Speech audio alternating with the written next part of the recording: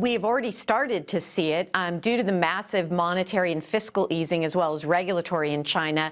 We have been talking about this for about 6 months, where we really thought that growth would resurge in the second half of this year, and we're already starting to see it with improving PMIs, consumer confidence, housing, new starts, and pricing is going up. And we also saw it with the modest GDP beat. So we are hopeful that that will continue to benefit our cyclical overweights and obviously the companies that are most exposed to China and EM, and that's what we've reflected in our portfolio. And so this move will help the likes of whom? Name some names. Some of the chip stocks, like we initiated a position in Broadcom last summer after the CA deal. We've added to Texas Instruments, Apple. We initiated in Tiffany and Starbucks, all exposed from the consumer standpoint and from the technological standpoint. And then just multinational companies will benefit, we think, as we move forward in the year.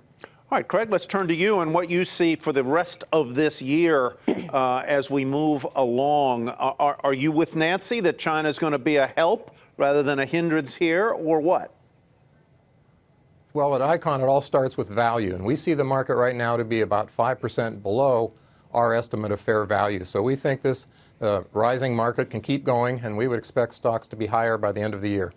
And which categories do you think are going to be the biggest beneficiaries of that overall upward trend? Where do you see the best values right now? Going back 10 years in this bull market, the leadership has been technology, consumer discretionary, industrials, and we expect that to continue, and financials also. So it's the same leadership we've had for 10 years. Let's talk, Nancy, a little bit about some of those stocks that you like. You like some of the chips. Do you own Qualcomm or not? No, darn it. You it. wish you did today, don't you?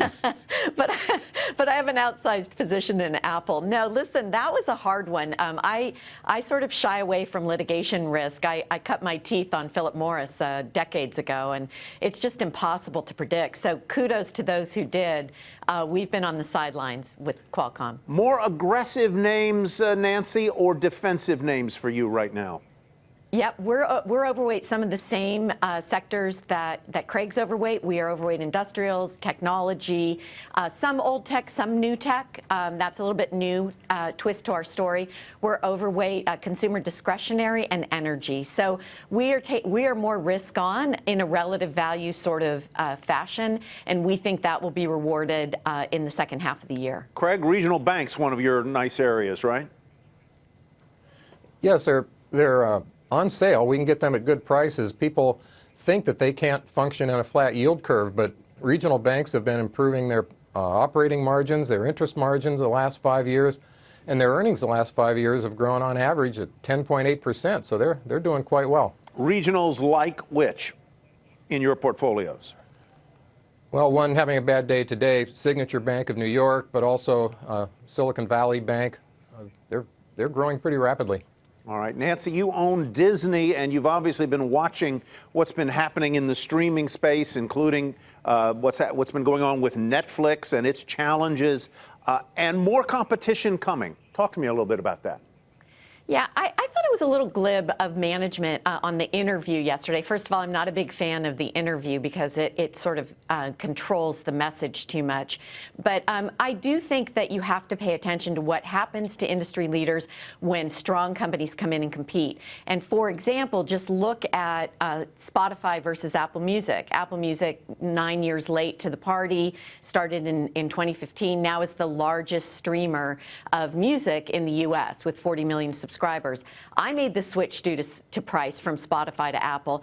I think that the company is and maybe the market is underestimating how much the competition from Disney and the competition from Apple will impact Netflix at the margin. And remember, content-wise, Disney doesn't have to pony up the kind of money that Netflix does on a sustainable basis. So we like because that they already story own a the lot content, better. because they've already created Yes. a lot of the content that they'll be distributing.